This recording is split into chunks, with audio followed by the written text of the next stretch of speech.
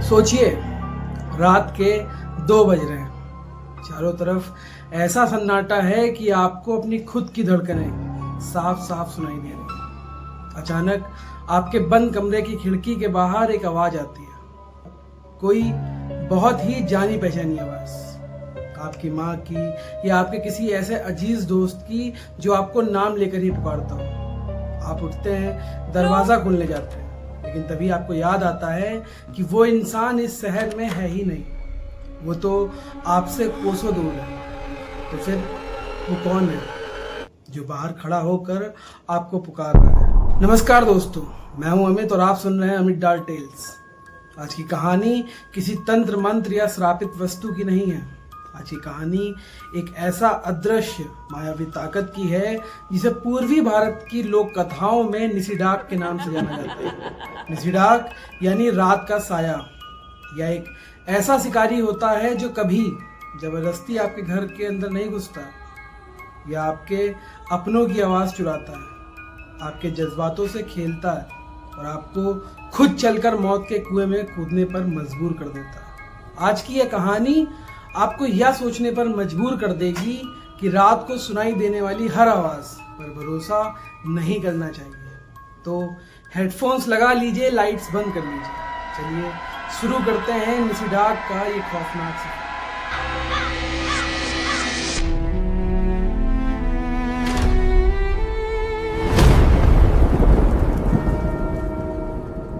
यह कहानी है विवेक की।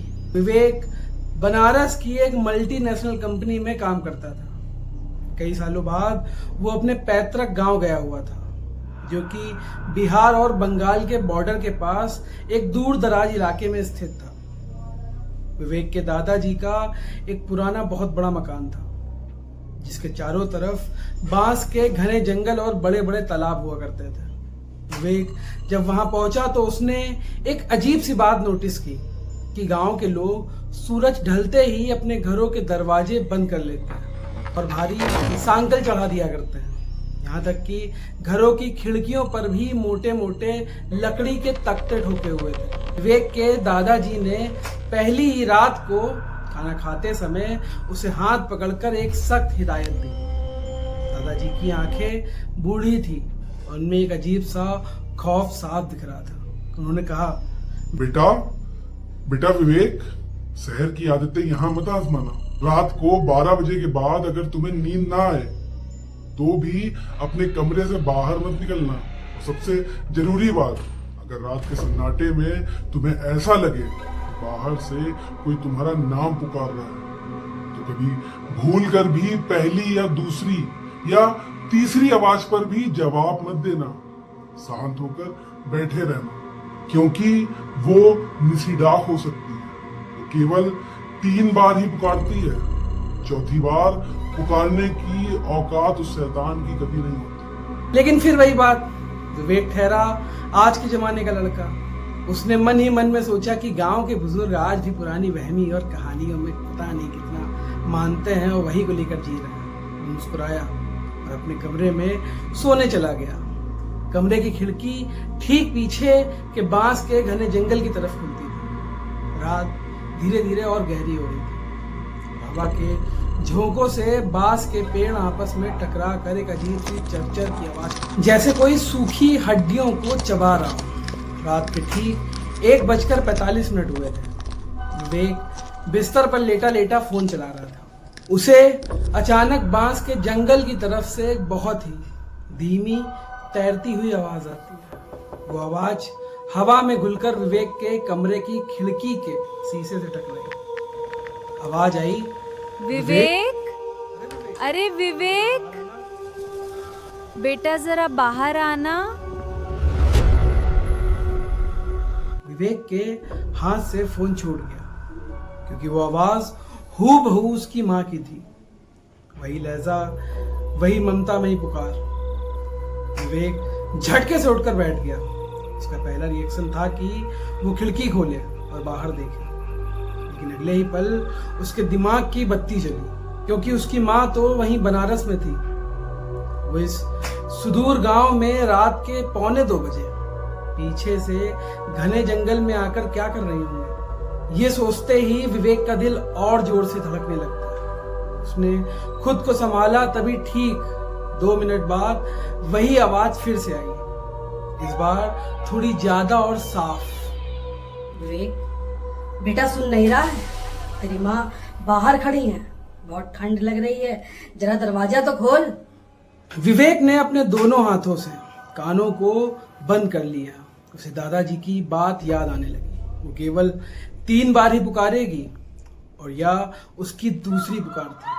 विवेक ने हनुमान चालीसा पढ़ना शुरू कर दिया था। पूरा कमरा ठंडा पड़ने लगा था। ठीक 1 मिनट के सन्नाटे के बाद तीसरी पुकार आती है, लेकिन इस बार वो आवाज माँ की नहीं थी। इस बार वो आवाज में एक अजीब सी डिस्टॉर्शन थी, जैसे कोई बहुत भारी और बूढ़ा गला जबरदस्ती माँ की आवाज निकालने की कोशिश कर रहा है। विवेक, बाहर आ, बाहर आ। तीसरी आवाज आने के कुछ ही देर बाद सब शांत हो जाता है। विवेक रात भर सो नहीं पाता। सुबह जब उसने दादाजी को यह सारी बात बताई तो दादाजी का चेहरा सफेद पड़ चुका था। उन्होंने कहा, तुमने जवाब नहीं दिया ना, इसलिए तुम्हारी जान बच गई विवेक। वो अपना शिकार ढूंढ रही थी उस रात के अंधेरे में। और विवेक को लगता है कि आप खतरा अब टल चुका है, लेकिन निशिडाक इतनी आसानी से अपना इलाका कभी नहीं छोड़ती है। अगले दिन विवेक का एक बचपन का दोस्त जो उसी गांव में रहता था, उसका नाम था अमित, वो उससे मिलने हवेली आता है। उन्होंने देर शाम तक पुरानी बातें की।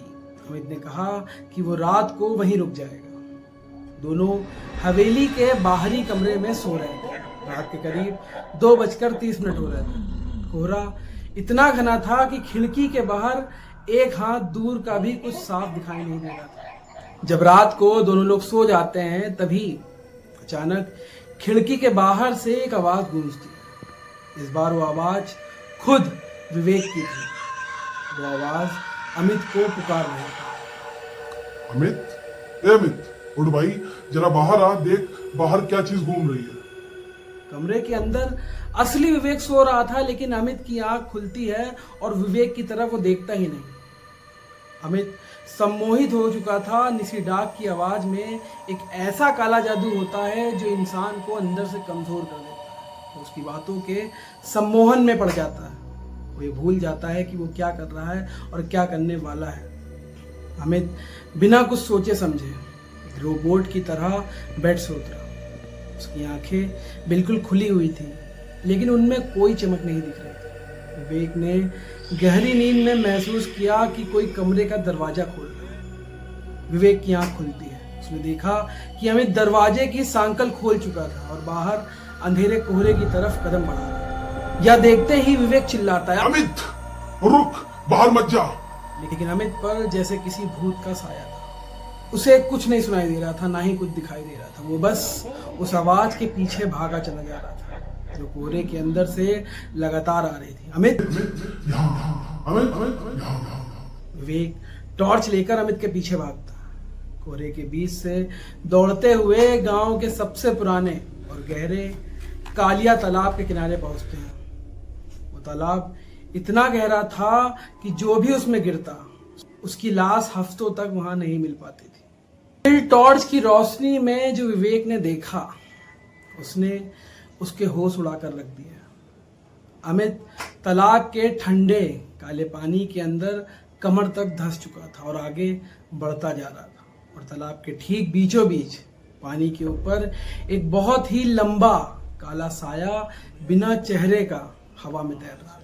उसका कोई चेहरा नहीं था, लेकिन उसके गले से विवेक की हूबहू आवाज निकल रही थी, अमित आ जाओ, मेरे पास आ जाओ। विवेक ने बिना कुछ सोचे समझे अपनी पूरी ताकत लगा दी और पानी में छलांग लगाई और अमित को पीछे से ही दबोच लिया। उसने अमित के कान के पास जोर से चिल्लाकर गायत्री मंत्र का जाप करना शुरू कर दिया। उसे एक जोरदार थप्पड़ मारता है। जैसे ही विवेक का हाथ अमित के चेहरे पर पड़ा, अमित का सारा सम्मोहन वहीं टूट जाता है। उसकी आंखों के आगे से वो धुंध हट चुकी थी।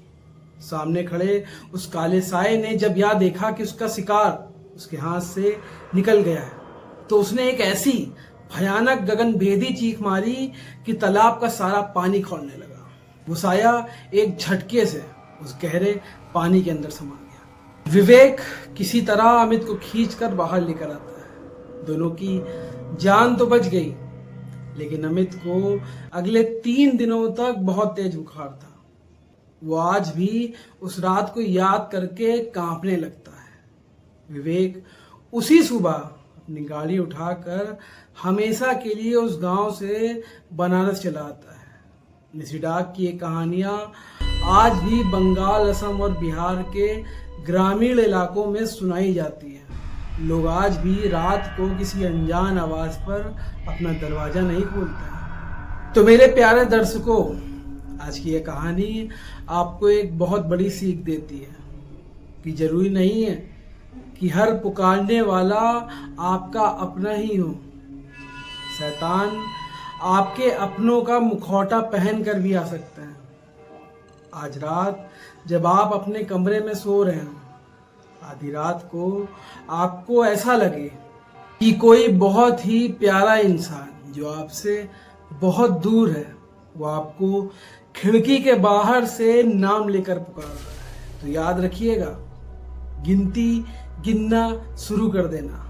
अगर वो आवाज़ 3 बार से ज़्यादा ना आए तो चादर ओढ़कर शांति से सो जाना, क्योंकि बाहर कोई आपका वजूद मिटाने के लिए खड़ा है।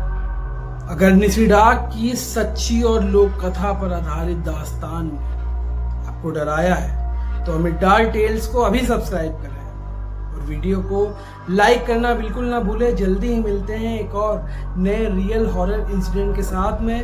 तब तक के लिए जय।